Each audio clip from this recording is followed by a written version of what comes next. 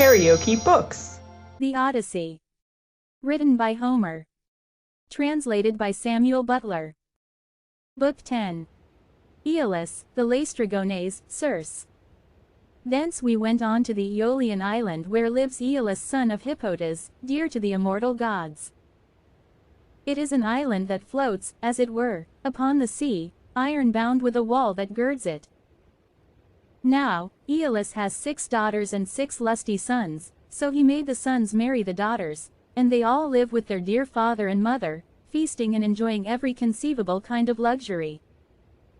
All day long the atmosphere of the house is loaded with the savor of roasting meats till it groans again, yard and all, but by night they sleep on their well-made bedsteads, each with his own wife between the blankets. These were the people among whom we had now come.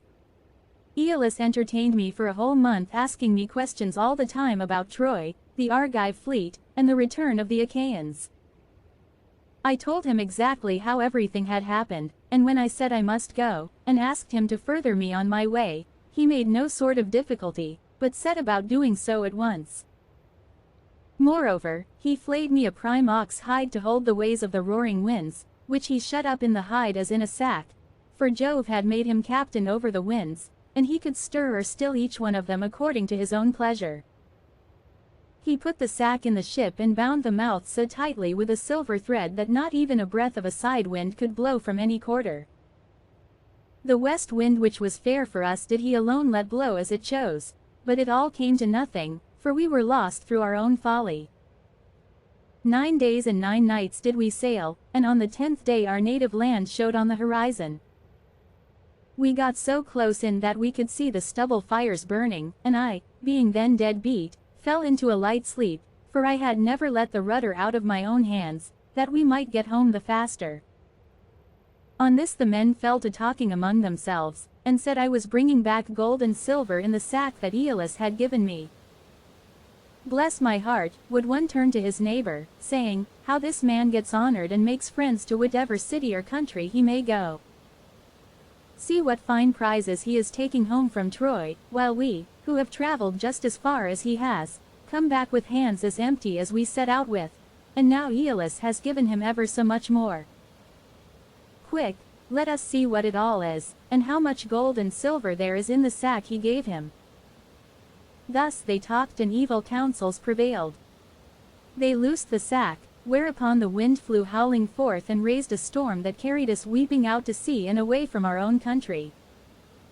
Then I awoke, and knew not whether to throw myself into the sea or to live on and make the best of it, but I bore it, covered myself up, and lay down in the ship, while the men lamented bitterly as the fierce winds bore our fleet back to the Aeolian island.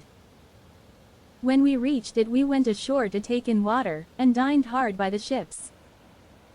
Immediately after dinner I took a herald and one of my men and went straight to the house of Aeolus, where I found him feasting with his wife and family, so we sat down as suppliants on the threshold. They were astounded when they saw us and said, Ulysses, what brings you here? What god has been ill-treating you? We took great pains to further you on your way home to Ithaca, or wherever it was that you wanted to go to. Thus did they speak, but I answered sorrowfully, my men have undone me, they, and cruel sleep, have ruined me. My friends, mend me this mischief, for you can if you will. I spoke as movingly as I could, but they said nothing, till their father answered, vilest of mankind, get you gone at once out of the island. Him whom heaven hates will I in no wise help. Be off, for you come here as one abhorred of heaven. And with these words he sent me sorrowing from his door. Thence we sailed sadly on till the men were worn out with long and fruitless rowing, for there was no longer any wind to help them. 6 days, night and day did we toil, and on the 7th day we reached the rocky stronghold of Lamus, Telepolis, the city of the Laestrygonians, where the shepherd who is driving in his sheep and goats salutes him who is driving out his flock, and this last answers the salute. In that country a man who could do without sleep might earn double wages, one as a herdsman of cattle, and another as a shepherd, for they work much the same by night as they do by day. When we reached the harbor we found it landlocked under steep cliffs, with a narrow entrance between 2 headlands. My captains took all their ships inside, and made them fast close to one another, for there was never so much as a breath of wind inside, but it was always dead calm. I kept my own ship outside, and moored it to a rock at the very end of the point. Then I climbed a high rock to reconnoiter, but could see no sign neither of man nor cattle, only some smoke rising from the ground. So I sent 2 of my company with an attendant to find out what sort of people the inhabitants were. The men, when they got on shore, followed a level road by which the people draw their firewood from the mountains into the town, till presently they met a young woman who had come outside to fetch water, and who was daughter to a Laestrygonian named Antiphates. She was going to the fountain Artacia from which the people bring in their water, and when my men had come close up to her, they asked her who the king of that country might be, and over what kind of people he ruled. So she directed them to her father's house, but when they got there they found his wife to be a giantess as huge as a mountain, and they were horrified at the sight of her. She at once called her husband Antiphates from the place of assembly, and forthwith he set about killing my men. He snatched up one of them, and began to make his dinner off him then and there, whereon the other 2 ran back to the ships as fast as ever they could. But Antiphates raised a hue and cry after them, and thousands of sturdy Laestrygonians sprang up from every quarter, ogres, not men. They threw vast rocks at us from the cliffs as though they had been mere stones, and I heard the horrid sound of the ships crunching up against one another, and the death cries of my men, as the Laestrygonians speared them like fishes and took them home to eat them. While they were thus killing my men within the harbor, I drew my sword, cut the cable of my own ship, and told my men to row with all their might if they too would not fare like the rest. So they laid out for their lives, and we were thankful enough when we got into open water out of reach of the rocks they hurled at us. As for the others, there was not one of them left. Thence we sailed sadly on, glad to have escaped death, though we had lost our comrades, and came to the Ionian island, where Circe lives, a great and cunning goddess who is own sister to the magician Aetes, for they are both children of the sun by Perse, who is daughter to Oceanus. We brought our ship into a safe harbor without a word, for some god guided us thither, and having landed we lay there for 2 days and 2 nights, worn out in body and mind. When the morning of the 3rd day came, I took my spear and my sword, and went away from the ship to reconnoiter, and see if I could discover signs of human handiwork, or hear the sound of voices. Climbing to the top of a high lookout, I espied the smoke of Circe's house rising upwards amid a dense forest of trees, and when I saw this I doubted whether, having seen the smoke, I would not go on at once and find out more, but in the end I deemed it best to go back to the ship, give the men their dinners, and send some of them instead of going myself. When I had nearly got back to the ship, some god took pity upon my solitude, and sent a fine antlered stag right into the middle of my path.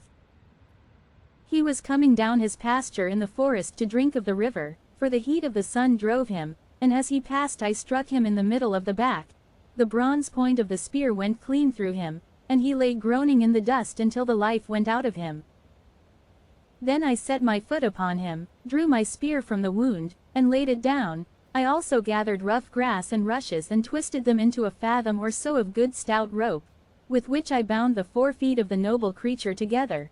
Having so done, I hung him round my neck and walked back to the ship leaning upon my spear, for the stag was much too big for me to be able to carry him on my shoulder, steadying him with one hand. As I threw him down in front of the ship, I called the men and spoke cheeringly man by man to each of them.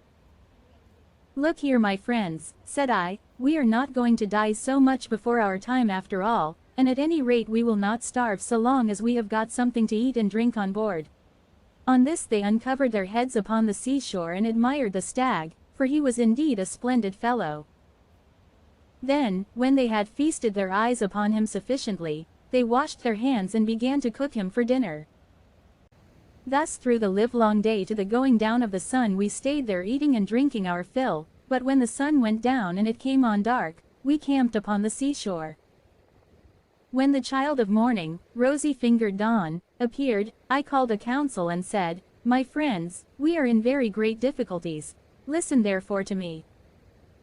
We have no idea where the sun either sets or rises, so that we do not even know east from west. I see no way out of it, nevertheless, we must try and find one.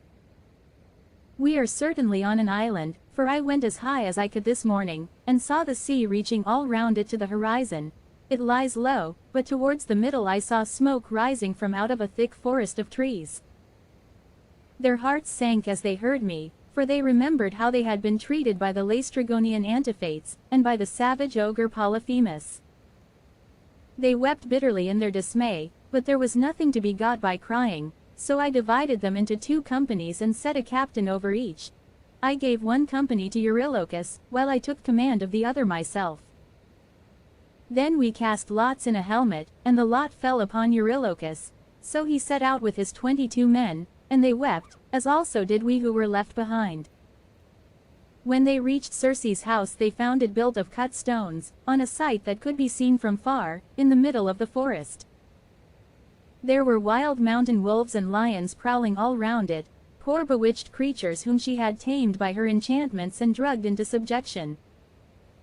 They did not attack my men, but wagged their great tails, fawned upon them, and rubbed their noses lovingly against them. As hounds crowd round their master when they see him coming from dinner, for they know he will bring them something, even so did these wolves and lions with their great claws fawn upon my men, but the men were terribly frightened at seeing such strange creatures. Presently they reached the gates of the goddess's house, and as they stood there they could hear Circe within, singing most beautifully as she worked at her loom, making a web so fine, so soft, and of such dazzling colors as no one but a goddess could weave. On this Polites, whom I valued and trusted more than any other of my men, said, "There is some one inside working at a loom and singing most beautifully. The whole place resounds with it. Let us call her and see whether she is woman or goddess." They called her and she came down, unfastened the door, and bade them enter. They, thinking no evil, followed her, all except Eurylochus, who suspected mischief and stayed outside. When she had got them into her house, she set them upon benches and seats and mixed them a mess with cheese, honey, meal, and Promnian wine, but she drugged it with wicked poisons to make them forget their homes, and when they had drunk she turned them into pigs by a stroke of her wand, and shut them up in her pigsties.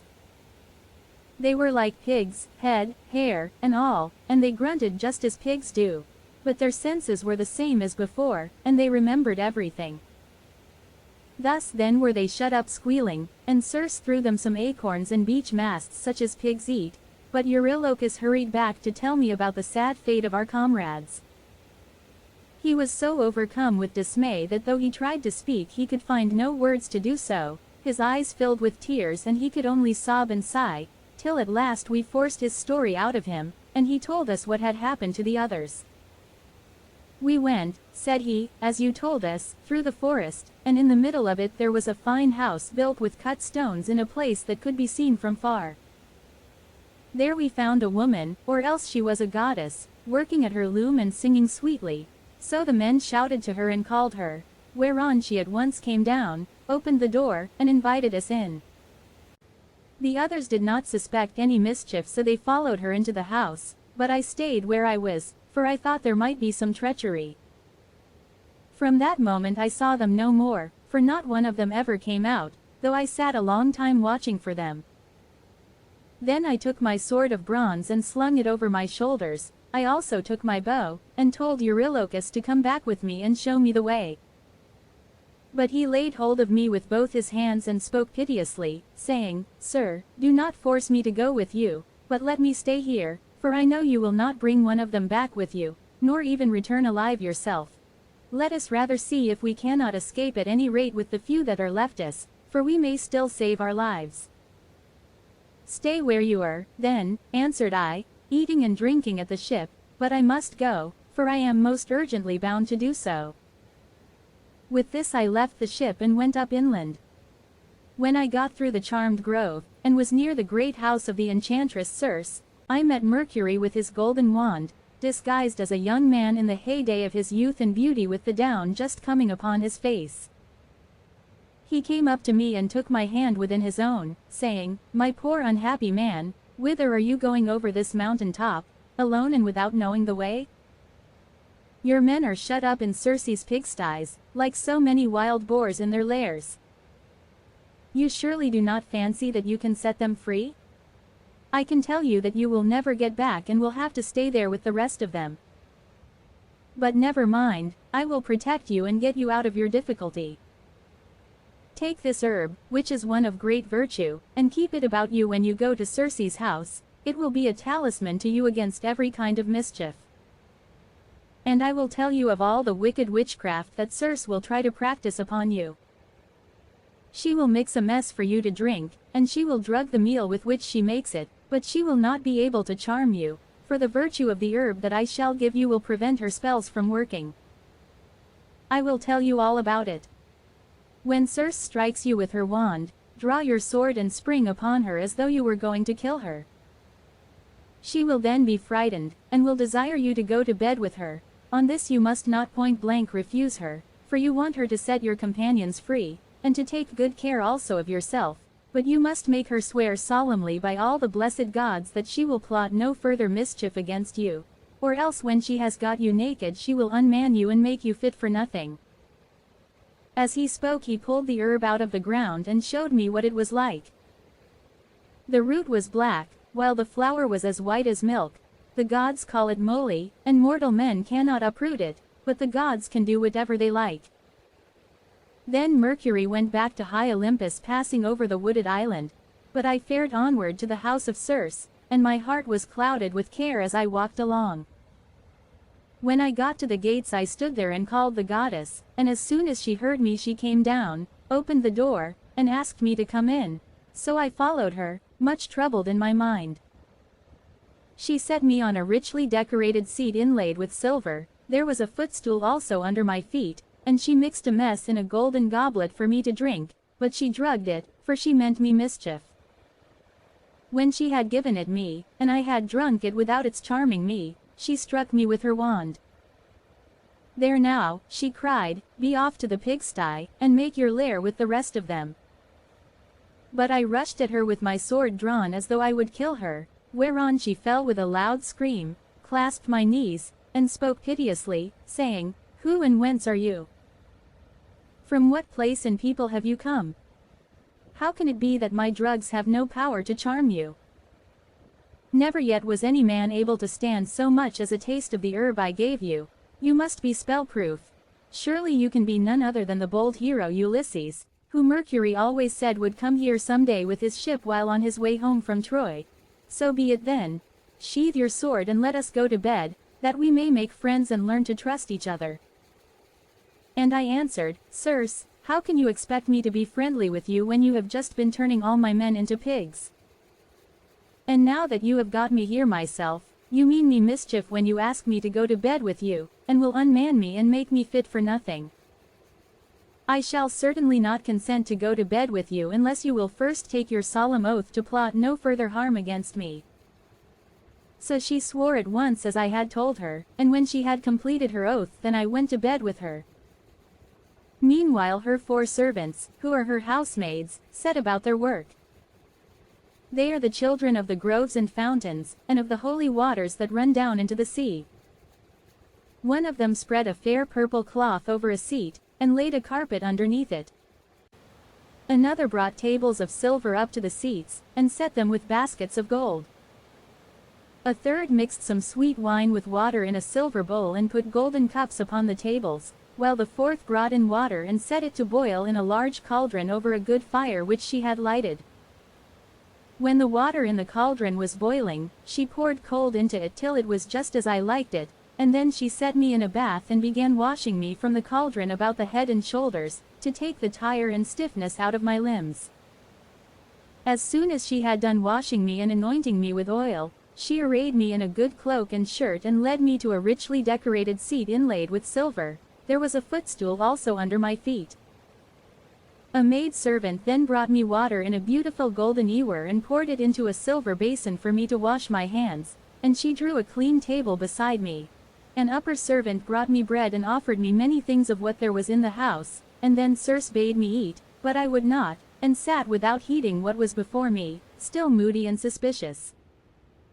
When Circe saw me sitting there without eating, and in great grief, she came to me and said, Ulysses, why do you sit like that as though you were dumb, gnawing at your own heart? and refusing both meat and drink?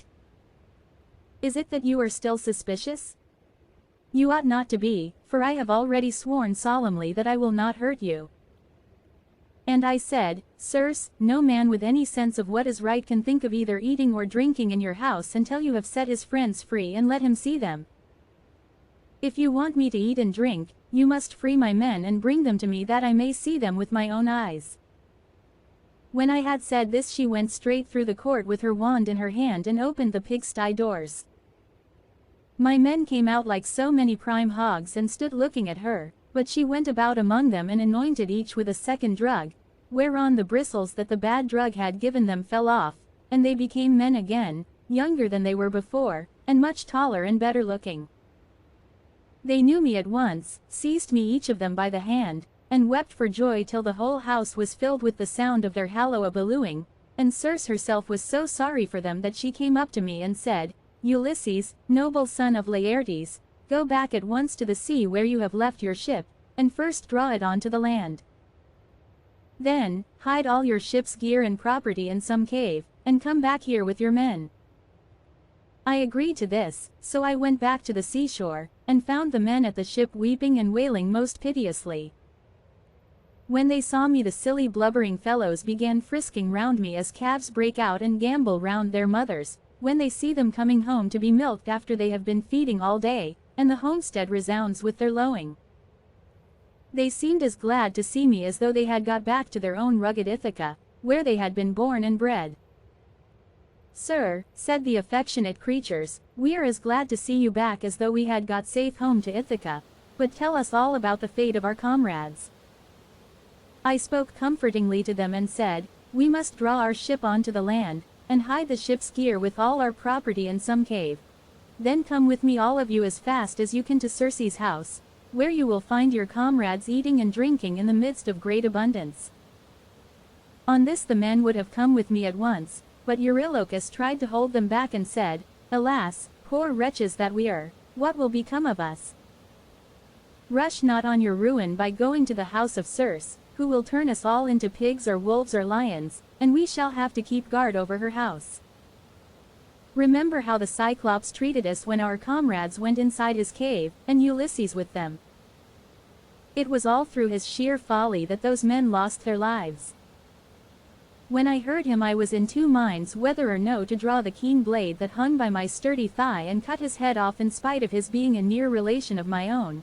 But the men interceded for him and said, Sir, if it may so be, let this fellow stay here and mind the ship, but take the rest of us with you to Circe's house. On this we all went inland, and Eurylochus was not left behind after all, but came on too, for he was frightened by the severe reprimand that I had given him.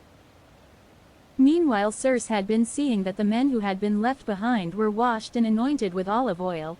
She had also given them woolen cloaks and shirts, and when we came we found them all comfortably at dinner in her house. As soon as the men saw each other face to face and knew one another, they wept for joy and cried aloud till the whole palace rang again. Thereon Circe came up to me and said, Ulysses, noble son of Laertes, tell your men to leave off crying. I know how much you have all of you suffered at sea, and how ill you have fared among cruel savages on the mainland, but that is over now, so stay here, and eat and drink till you are once more as strong and hearty as you were when you left Ithaca, for at present you are weakened both in body and mind. You keep all the time thinking of the hardships you have suffered during your travels, so that you have no more cheerfulness left in you. Thus did she speak and we assented. We stayed with Circe for a whole 12-month feasting upon an untold quantity both of meat and wine.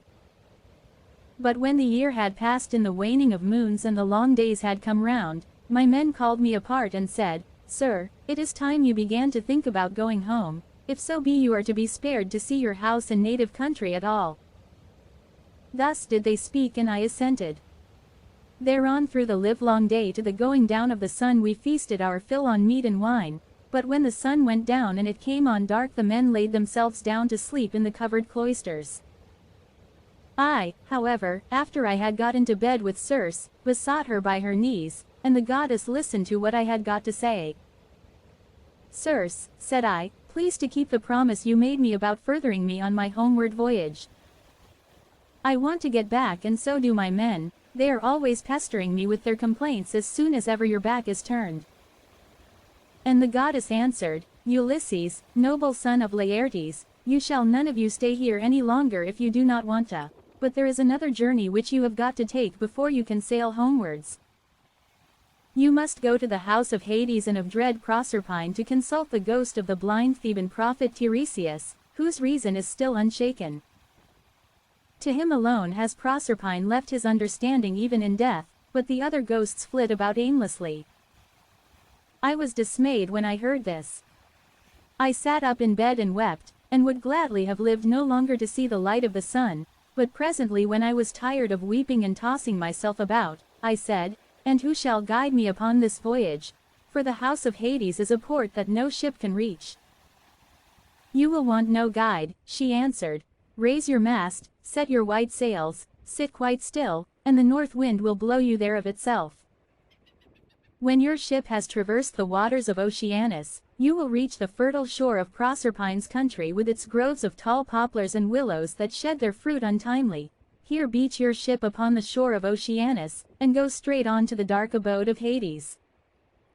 You will find it near the place where the rivers Pyriphlegethon and Cocytus, which is a branch of the river Styx, flow into Acheron, and you will see a rock near it, just where the two roaring rivers run into one another.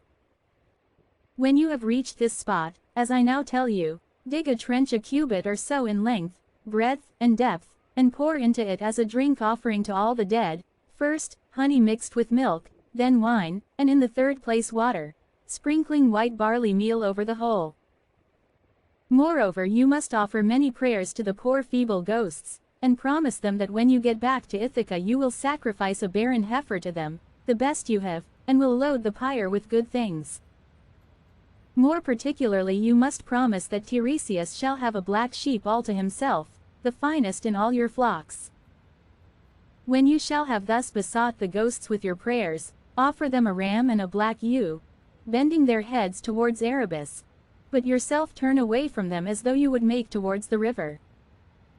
On this, many dead men's ghosts will come to you, and you must tell your men to skin the 2 sheep that you have just killed, and offer them as a burnt sacrifice with prayers to Hades and to Proserpine. Then draw your sword and sit there, so as to prevent any other poor ghost from coming near the spilt blood before Tiresias shall have answered your questions. The seer will presently come to you, and will tell you about your voyage, what stages you are to make, and how you are to sail the sea so as to reach your home." It was daybreak by the time she had done speaking, so she dressed me in my shirt and cloak.